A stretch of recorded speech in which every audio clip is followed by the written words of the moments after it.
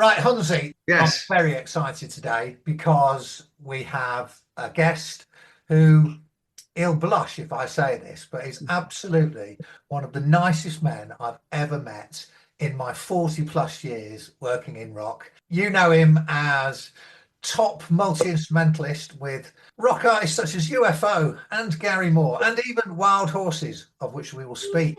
But it's Neil Carter. How are you today? So Neil, thank you so much for agreeing to come on and discuss the vagaries and fineries of a life in rock music. I suppose Wild Horses was your introduction to our world. You did first get your break in music working with Gilbert O'Sullivan, didn't you? Which is a bit out of left field. Tell me how it was that you ended up with Gilbert. Long story short, I did go to work because I left school when I was 16. Went to work for about a year and a half. And then I joined a band called Wilder, who were sort of Queenish wannabes, rock, but it was Queen type harmonies and all that. Gilbert advertised for a rock band to back him on a tour in somewhere like the Melody Maker. And our guitarist Bill put us forward. And so we went to it, but I was the lead singer with Wilder, but I could play the guitar and play keyboards and all that sort of thing. And I think I was their secret weapon. With Gilbert, in 45 minutes, I think I played 6 or 7 instruments in the set. It was my first time ever doing proper gigs, although Wilder did do a few support slots, and it was lovely, really. I mean, he's such a nice man. He's a very talented man, slightly off centre, which I always like, but he was a real mentor to me. What was his hair like at that time? Actually, it was quite Bouffant. In fact, he still has the same Bouffant hairdo. It's a bit greyer now, but he was fantastic. He was a great guy to work with. He really was. I was pathetic on the saxophone. I'd never played it. Can you play the saxophone? I'll have a go. And then, can you play the flute? Oh, yeah, I did when I was 10 or 11. Yeah, I'll have a go. And so I was playing in a professional setup. But, I mean, I could play the guitar okay and I could sing okay. So on Lonely Heart, when you did the sax solo, did someone go, we need a sax solo? And you went, I can do that. I can do that. Yes, that was it. And in fact, I didn't own a saxophone. I hadn't played it since Gilbert. There was a good 3 years. I played the clarinet. When people say to me, what's your best thing that you do? To be honest, my best thing I do is playing the clarinet. Clarinet is my principal instrument. Everything else trails along behind it. But the clarinet was what I studied. I taught clarinet and saxophone when I was teaching. So the saxophone has the same embouchure as the clarinet. So when Phil said, we could try a saxophone, couldn't we? And I went, I'll have a go. And so UFO being UFO, didn't ever buy one. We hired. So consequently, the hire fees for this saxophone probably went into about 20 saxophones over the time. You know, but it was typically UFO. We should have just bought a bloody saxophone, but we didn't. Sorry, that's a swear there. But You're allowed to swear on this. But in fact, I had a flute which Gilbert Sullivan bought me, and he gave it to me. So I've still got it. I do remember on one of the few occasions that we've spoken in the past that you said to me that really playing rock music, not that hard. Is that true? No, I don't find it hard. What I love about it, I have to be more positive, I love the interaction with the crowd. Not the other musicians. Oh, yeah, providing they're behaving themselves. I enjoy playing in the band. I'm a much better team player. Although I did lead sing with Wilder, I do not want to be front and centre. I enjoy the supportive role. I probably show off a bit too much because I'm enjoying it. But I like the interaction with the crowd. And I like the playing heavy like rock music. I like playing rock music. But in a way, UFO music suited me more than Gary's stuff. So when I went back to UFO in 2019, I'd forgotten how much I really did enjoy playing those songs. It's much more straightforward. It's very easy not to forget it. So you can just carry on and just have a good time and make the audience have a good time. I saw you with Gary Moore and I saw you with UFO as well. I've subsequently looked at some footage online of you playing with Gary and you were very interactive with each other. It's if you were like bouncing off each other a lot when you were playing. When you said it was easier to play with UFO than Gary, were you talking simply about the complexity of the songs? Yeah, with Gary, you're working with someone that is very precise and very centered on what they're doing. Whereas UFO was a little bit more haphazard. A little bit. You're being very polite, aren't you? Just say it was fucking chaos. It was chaos, yeah. A lot of the time. Yeah, I think I could be freer with UFO. So Gary and I did a lot of running about and a lot of playing to the audience, then coming together. Phil calls it choreography. I always say that all the hard work and the musical work gets done before you even set foot near a stage. So once you get on the stage, all that stuff's taken care of. And then you just have a good time and want the audience to be entertained. I'm not an introspective musician. I don't sit there studying my fingers and thinking what I'm doing. I just wanted to be, wow. Pete Way was exactly the same. He could be doing it and he wasn't even plugged in, so Pete could have a good time. Was that your idea? No, no. We were playing this massive thing in Chicago, one of those big venues, and it was a 12,000 seater. And I can remember playing something like Too Hot to Handle, and probably about a third of the song, his lead had come out, but he was still in there, giving it everything. And he didn't even know, really. Just to be able to do that sort of thing was wonderful. We kind of jumped forward a little bit to UFO. Yes, sorry. Yeah. We could talk for about 14 hours about UFO. Yeah, we could. How was it that you ended up in Wild Horses? An ad.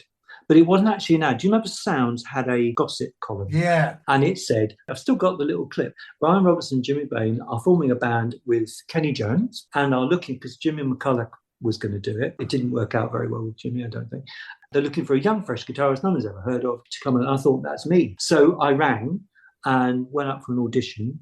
And I think it clicked immediately, really. I sort of was what they needed, because I did a bit of singing and I could play the guitar moderately well. And I just liked all the same things. I loved Thin Lizzy. I loved Rainbow. Kenny Jones didn't make it out of the starting block, unfortunately. He saw the light. When we actually went to start rehearsing, Kenny wasn't there anymore, but he was lovely. He was really nice to me. It was really, really pleasant. I knew it was right. I was hoping against hope that they would think I was right for them, You were just a young kid then, though. I was doing my internet research, which is called looking at Wikipedia very quickly. Oh, and you were 22 when you joined UFO? Yeah. So presumably that means you're 20 years old when you joined Wild Horses? Yeah, I think I must have been 20. It was 1978. I was 20. I must admit, I didn't struggle for long. Some people have like real struggles to get where they want to be. I may be very quiet and I may be pleasant, but I've got grim determination when I want to do something. Nothing's going to stop. Were you not intimidated by the fact that you were going into an environment with people who were proper rock stars? Oh yeah, and Brian that was the peak of his career when I joined them. He'd just come out of Thin Lizzy, and I mean that was their peak, Knife and Dangerous. So yeah, I suppose it was, but I was hungry for it. I was really hungry to do it all. And I'd been for auditions from the back of the Melody Maker in London, wanting to join a band, and I went for loads of auditions. It was laughed out the door. But like anything, you have to have a bit of grim determination. So once I'd done my bit with Gilbert O'Sullivan, I felt I'd actually got a bit of experience of doing proper gig around England. What was the one thing that your experience in Wild Horses gave you that you took forward? I was hoping that Neil was going to say, well, it made me a little bit more able to drink large amounts of alcohol. Yes, made me an alcoholic. Were you scared about the fact that they were two fucking hard Scottish blokes who just wanted to be in the pub all day? No. The first rehearsal, they hired Shepperton studio. They were spending I think it wasn't anyone else's money, it was Brian's, because he didn't have a deal. They had 2 weeks at a soundstage in Shepperton. That must have cost a pretty penny. But the first day, Robert sat me down in his living room and we were looking at Live and Dangerous, the video of Live and Dangerous. And he kept pointing at himself and going to me, this is what you've got to look like, Hammie. He used to call me Hammie. This is what you should be aiming for. And I said, okay, thank you so much. He used to call you what, sorry? Hammie. They thought I was like a hamster. I was so quiet. And I used to sit there just taking it all in, really. It took me a little while to find my feet.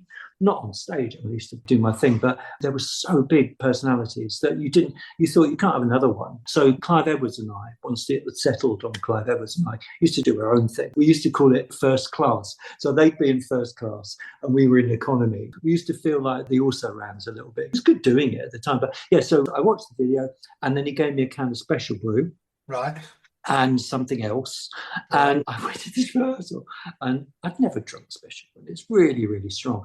And I got home and I was like, gone. And I was still living at home. My mum said to me, is this what it's going to be like from now on? And actually, I think she had a bit of like prophesying what was going to happen in the future. But she was devastated when I got home because I was just gone. But I took away trying to work as a unit and not living after midnight. I thought, I'm never doing this again. I'm never going to the studio at 11 o'clock at night to begin the session. I like rehearsing, and it would go on till 9 in the morning. And I hated it. And when I go to UFO, we never rehearsed much. UFO were the opposite. UFO would go for like 2 o'clock and then go to the pub after half an hour. We talked about the Wild Willing and the Innocent album. Yeah. And about how it only had 8 songs on it. Yes. And Yes. obviously we're going, 8 songs, bloody hell, that's not a lot. Normally when you're making an album, producers banging the table going, right. I looked at it and went, obviously it was self-produced by the band. So it's hardly surprised that you only did 8 songs. No. And cost a fortune. Just went on and on. That one ran and ran. And actually, for once, not exotic locations. That was quite good. They'd already done the backing tracks when I joined. So I didn't actually have a lot of input into that side of things and not in the songwriting at all.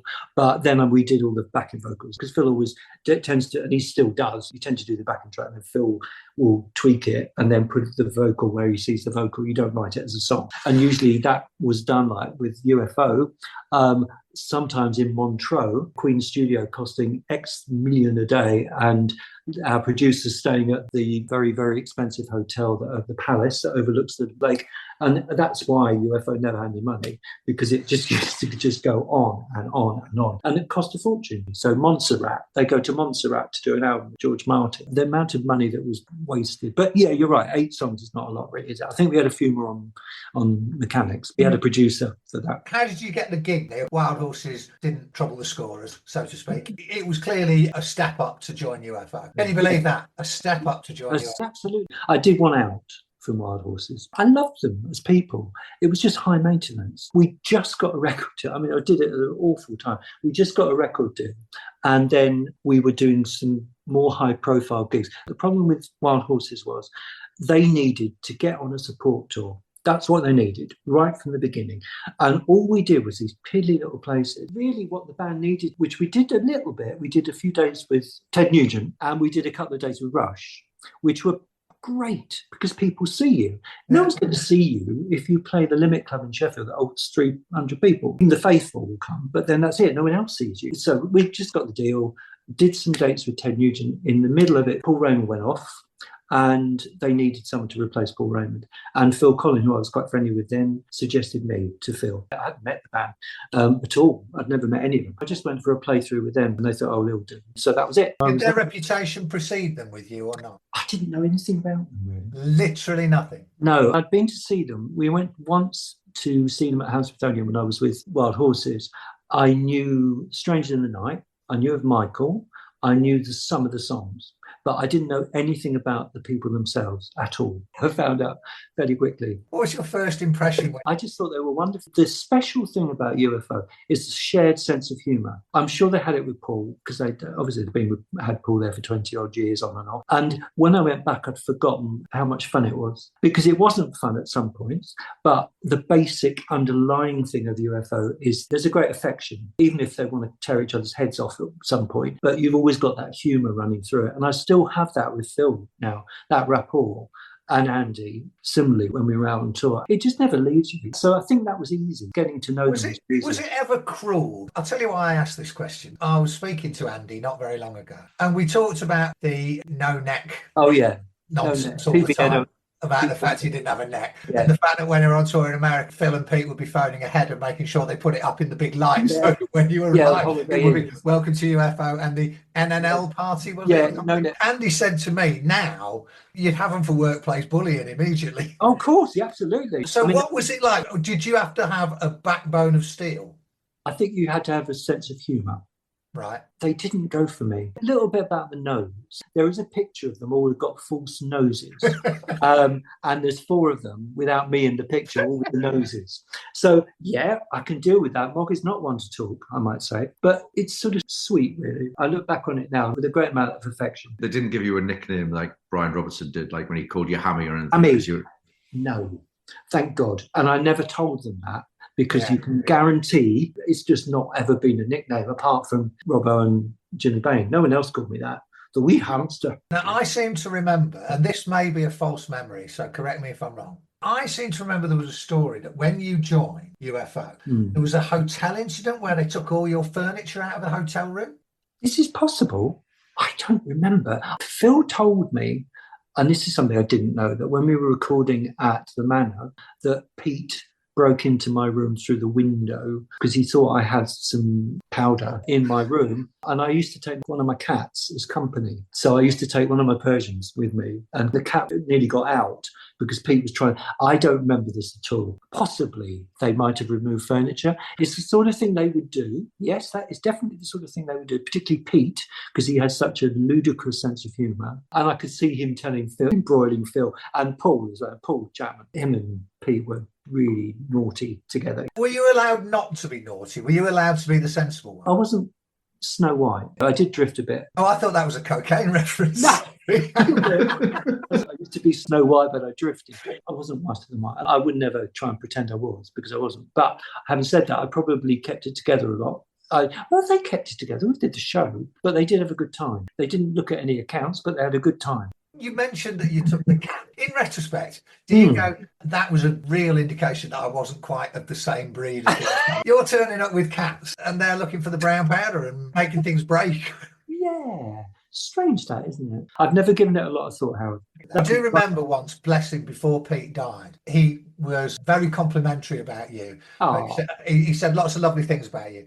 And he also said, but I could never really understand him. Remember, I used to talk. I never really understand him. I'll be on a plane after a gig. I'll be reading Penthouse, and Neil will be there with Cats Weekly. Yes, I got on well with Pete. He was a very lovable man, wasn't he? Yeah, he was. Yeah, I only have had one crossword with Pete in the time I was in the band. He said a few things in his novel about me, something about me being a cross-dresser, inferring something like that. Okay, and it's total fabrication, but Pete was quite good at that. The truth was always somewhere in amongst all the other bits. I used to think at the end of it, he didn't like my input into the band. And part of me agrees, I suppose, the things that he didn't like. But it wasn't just me, it's never just one person. That's bollocks anyway, because that sax solo was brilliant. He cites something else on mechanics, but not one of the greats. No, Yeah. Gary Lyons was a very lively producer. Let's put mellotrons on it and let's do this. And now I listen back to it, I think, oh no. If I had the resources and the bother, I would actually love to go back to mechanic, to maybe strip some of it down a bit more and take off some of the keyboards that we put on.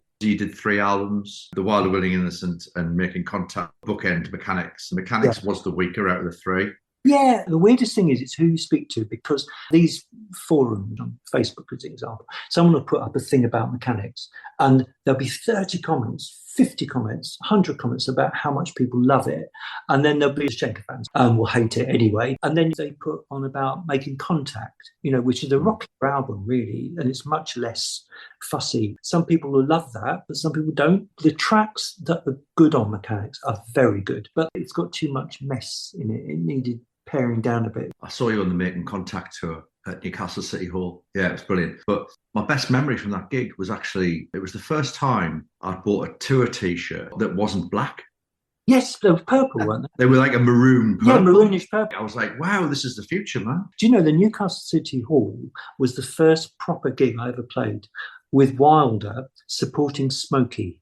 I actually remember you telling me about how that purple UFO T-shirt came in quite handy when you were trying to track down some of the long-lost UFO royalties, monies that you thought you were owed by the band. Is that right? Some of the albums. I thought, they're reissuing these again, and I never get a penny. And I was thinking, why do I never get any publishing on? And I knew that UFO were in the hole for a big amount of money when we stopped, but I never got any publishing royalties. And so I said to myself, I'll have one more go, because I did have goes throughout the years. And I went to Crystal's Direct, and there was a guy there that was a UFO fan. And he said, well, this isn't right, is it? Oh, yeah, you owed this.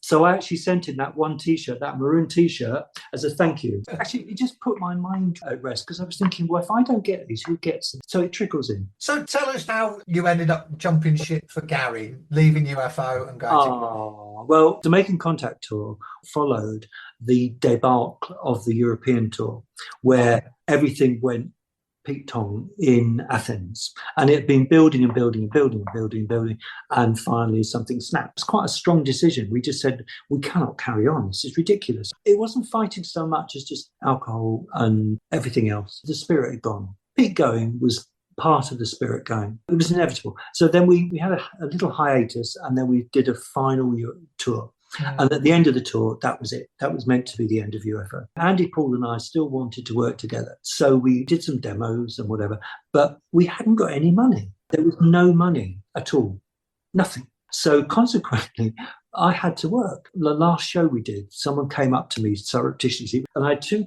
approaches, one from one side of the stage and one from the other. And one was from Gary Moore and one was from another band.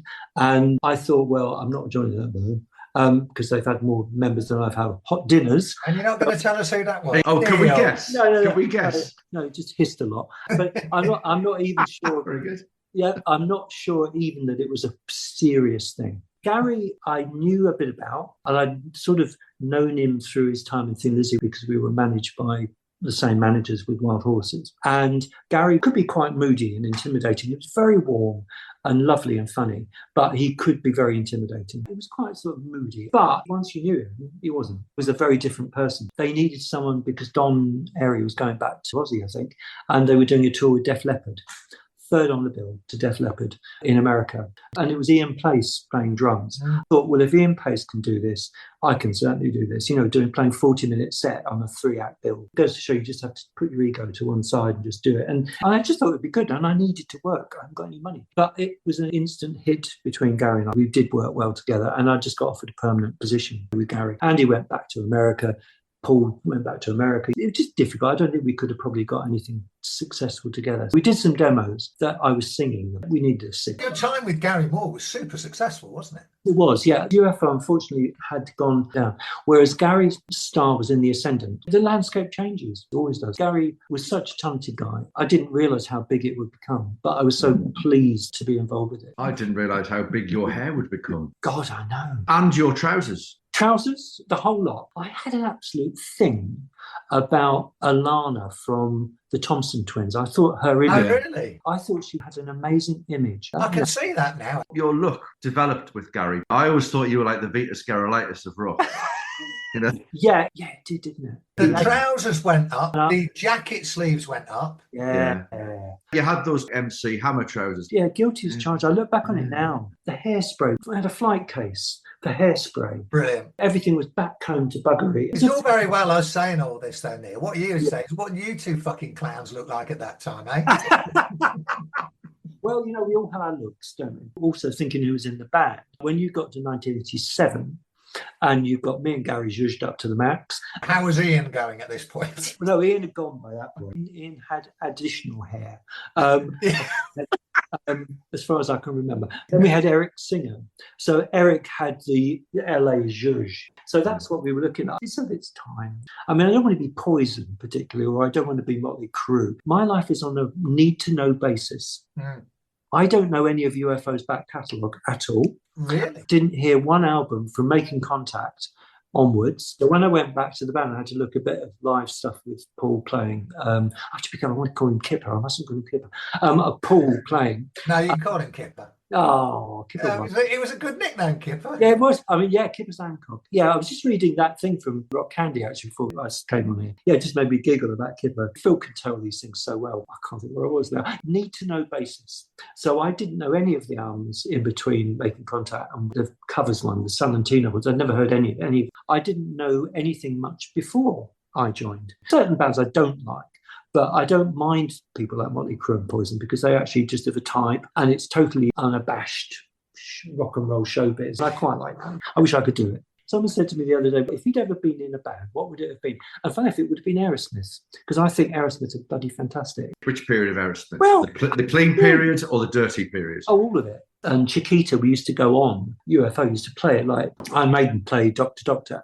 We always used to play Chiquita before, which is one of Pete's favourite songs, which brings us back to the bloody saxophone, because I wanted the writer to be a bit like Chiquita, and I thought we could make the writer have that same sort of groove. And I don't even know if Pete realised that there are saxophones, horns on Chiquita. How could he not realise? It's quite obvious. All that now, and I thought, yeah, the writer, but I didn't actually understand the saxophone back then. I didn't realise you could get lower ones. I completely got it wrong. I did it on the alto. It should have been on the baritone or the tenor. So Aerosmith were one of my favourite ones back then, still are. What was your favourite moment with Gary? Doing the Queen concerts. We did 2 in Germany and 1 in Sweden. Because I have been, since a little tiny person, a complete and utter Queen fanatic, up to News of the World. And then I drifted off a bit. But the first 4 are my touchstones. You're obviously a big aficionado of rock music. You obviously know your stuff. You know what you like. So how was it that at the age of 30, you went, sayonara, I'm going off to do something different? It was mainly because Gary said, I'm going to do a blues album. And I went, oh, that's okay. That's lovely. Isn't that nice? And of course, Bob Daisley had said to him, why don't we collectively, why don't we do a blues album? And Gary thought his rock time, he was getting a bit embarrassed by some of it. What year was this? 1989. So we did After the War, the album, and we did the tour. We didn't go to America because America never seemed to happen. So we didn't bother with America.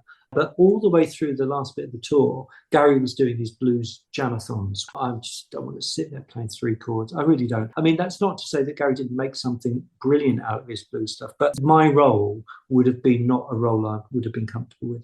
And I think Gary needed a change. So we just stopped. It just went into thin air. It was almost like, have you ever seen Roadrunner? Where they run off the cliff. Run, come to the edge of the cliff and still be running. And the cliff's still there, and then drops down. And it was a bit like that for me with my music career. It just suddenly stopped. So you couldn't get another gig? Was that the issue? Because I didn't look for one. Okay, so then it's not surprising it stopped. No, fell off the cliff. And I just met my partner, Andrew, and we sort of just moved in. And I wanted another hill to climb. And so I became a cat judge. But you can't just gloss over this. This is a big thing, right? You're not like playing in some pub and you're going, fuck me, I'm 30 years old, I'm never getting any. You're a well-known, well-respected rock musician. No. What made you go, nah? I think I'd had enough of it. I wasn't hard up. I don't know. I just thought, I don't do this anymore. It came at the right time. I basically was rather left in thin air by Gary. That's very true. But I don't hold that against him. You know, he had a career to do. So I didn't feel any resentment about that. It wouldn't have been a good fit long term. Was meeting Andrew anything to do with that as well? In that you wanted to settle down and stay at home and all the rest of it? Yeah, I'd sort of had a very turbulent life in the preceding years. And yeah, I just wanted to be at home with my cats and Andrew. And a part of me was thinking, oh, perhaps he'll want to go and do another album. And part of me was thinking, I hope he doesn't want to go and do another album. And of course, little knowing that the blues album was going to be a success, it was. Yeah. Were you in Brighton at that time? Yeah, I moved down there with my ex-wife. God, about 1980. Gary lived in Brighton. Because he Did he know you were gay then? No, not then. But this was going back to 1984 or 5. Gary didn't probably know that many gay people. I mean, I didn't either. And then subsequently, Gary moved up. His wife was very gay friendly. Gary was very fond of Andrew. He liked Andrew. So Gary moved down to Brighton way after that, a good 10 years, I think, or more, when Gary moved to Hove. And then he rented a house just about a street away from where Phil Mogg lives and about a mile away from my house, just outside Brighton. A little rock enclave. Gary then sent his children to Brighton College, where I taught and Andrew taught, and Dave Gilmore as well. They also went into Brighton College. I had the guy from Squeeze, I had the guy from Sophie Ellis Beck. So we had all these A-list visibles. I taught one of Dave Gilmore's children the clarinet, and my partner Andrew is a harpist, and he taught Romany, who's on the new album. He taught her the harp. We've kind of skipped a little bit. When you decided to give up the music, we're going to talk about the teaching because it's interesting, but when you gave up the music, was your idea then to judge cat shows? I just thought I wouldn't do anything for a while. I went and demoed. I thought, could I have a career of my own? So I demoed 3 songs, spent my own money to do it, and then went to my publisher and walked in the door. They'd had them and they'd, we love this one, we can get that place for so-and-so. And I'm sitting there in the publisher's office and there are banks of people's songs. And I'm thinking, there's not a chance in hell that Tina Turner is going to be giving it large on one of my songs. I just had an epiphany. I thought, this is pointless. You know, if I'm not with a band, I'm not going to be selling songs. So that was the first thing. And then the second thing, Andrew said to me, do you know, you can't do nothing for the rest of your life, can you? Could you have afforded to? No, I think actually eventually I would have had to do something. I think I was worried because I'd been earning a lot. And I suddenly thought, ooh, this is not going to be coming in as much, is it? Peak earning years really were the last few with Gary. I could freewheel for a couple of years easily, but we had mortgages then, 1,500 quid a month. Back in 1988, life was still expensive. And then a friend of mine, who was in my first band that I was in, was a musical director in the West End, and he had to go off and do something else. And so I got offered the job of being musical director in a show in the West End. What was the show? It's called A Slice of Saturday Night. It's set in a nightclub in the 60s, and it's a pastiche. And it was 8 shows a week. I did the first week and I thought, what have I done? And this is much coveted work. It was painful. And it would get to Thursday, and I know that tomorrow I've got 2 shows. And we were on the stage as well. So we were part of the action. So you couldn't sit there do Sudoku. I had a friend that played in Miss Saigon for 10 years, and he didn't even open the music. He just sit there, play the show in between things, reading the paper. It is just repetitive. So I did that for 6 months. And then I did it again. Foolish me. I did a week of a tour up in Aberdeen with Alvin Stardust. Halfway through the evening, again, quite a bit in the show, he said to me, Sonia, where are you doing panto this year? And you said, I've already been in UFO, thank you. So now Phil and I always go, so Phil, where are you doing panto this year? You think, this is what's left. This is all I've got left. So you did a bit of musical directorship. I did. And then how did you get your job working in the college? Do you know, I've got no pride. I started going teaching the clarinet again and the piano. And I went to people's houses, and I got a job with the local music school teaching the clarinet. And I would go off and I'd teach like groups of 6 kids for half an hour. Did you apply for the job? Yeah, I did. But while I was doing that, I got an offer from Lancing College to go and teach there, and from Brighton College to go and teach there. When I got a call to go to Brighton College, I walked in the common room and there were leather sofas and free coffee. And I thought, this is more me, really. Yeah. It's more business class than Ryanair. I'm not a snob, but I like my comforts. I went there, taught 7 kids, went up to 60 in a week, 35-minute lessons. That's a lot of work doing the concert band. Eventually, they gave this a bit dull for you. You might as well have a full-time job. So they made a job for me as head of wind and brass. It's a beautiful school, and it's now one of the most successful schools in England. I loved teaching there. How long did you do it for, Neil? 22 years. And in those 22 years, you weren't interested in rock music. Nobody rang and said, oh, do you fancy doing this? There was occasionally a sort of an approach, but nothing. No, I didn't touch the guitar for from time I stopped with Gary and did my demos. I didn't pick it up again until Gary asked me to go back in 2010. I tend to compartmentalise things, put things in a box, done that, lock the box, put it away. And that's in a way how I felt when I left Brighton College 11 years ago. I locked the box and put it away. The experience I had with Gary in 2010 wasn't the best because Gary wasn't in a particularly good place, but mainly also because all I did was play keyboards apart from one song. And I really realised I didn't like playing keyboards. And so for me not to be able to get out on the guitar and do all my usual rubbish was a bit... So going back with UFO, it was the perfect balance. You went back to Gary because he asked you to do it, yeah? Yes, yeah, I did. Okay. Yeah. Gary's kids went to this college. Gary used to come up to my office when he was waiting for Lily and used to come and hang out for an hour, chat. So that was how our relationship was. And it was so nice because there was nothing else involved. It was just him and I chatting and laughing and talking about things. And when he came to me about doing this thing with him, I thought we would be doing more stuff that involved 2 guitars. And it was a bit disappointing. Much as I liked the songs, I just didn't feel happy. I stood on the stage at Sweden Rock. We headlined and it was 33,000 people. I didn't really feel very much. If I'd had the guitar on, I'd have been there, been really enjoying it. But I just felt completely detached, standing playing the keyboards. Inwardly, I was thinking, this isn't really what I thought it would be. I was always very much a hired. I would say you're part of the band, but in a way you're not because your name's not on the contract. So you are a hired musician, even though really it's a band, because Gary liked a band. Most of the time he wanted to be part of a band, whereas UFO was always a band. So when it didn't really pan out the way you hoped it would, second time around with Gary, did you gracefully withdraw? I was about to, And then, That was when Gary died. I wouldn't probably have done any more, but I luckily didn't have to tell him. I was the square peg in a round hole. But, it's lovely to be with him again and appreciate that talent. You forget, I play with a lot of guitar players, but you don't really realise until you stand next to Gary how unbelievable he was. The most unbelievable technician, and all the melodies. He could play any style. He was such a talented man. Were you surprised, though, that being back in the rock world was something that you wanted to do? I like some of the mechanics of it. I like the nice hotel. Gary always did it really well. So the hotels were flying everywhere. It wasn't like a tour bus. And when I went back with UFO for the final time, I remembered all the things I loved, but the thing I hated the most was the tour bus. The overnight journeys and the cramped bunk and feeling like a pile of used washing when you got out the other end.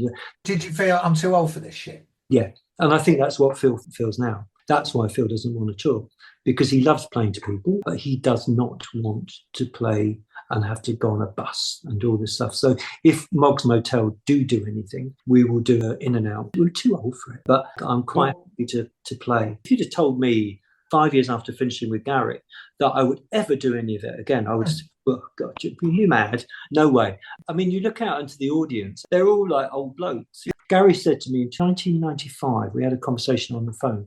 He said, oh, that rock music shit. He said, it will never come back around again. Music evolves and it just comes around again. For me to be doing an album with Phil at God knows how many years since I did the last one I did with Gary, it's just a big... How much fun was it doing Moggs Motel? Oh, it was brilliant. It was absolutely brilliant. It took nearly 5 years. I co-wrote 4 of the tracks. I would send files of all the stuff that I'd done for a particular track. And that's how it worked. If you listen to the album, you wouldn't know. Is it still fun being creative? Yes, I hadn't written anything for years. Gary and I were trying to come up with stuff for the Celtic rock album that we were going to supposedly do.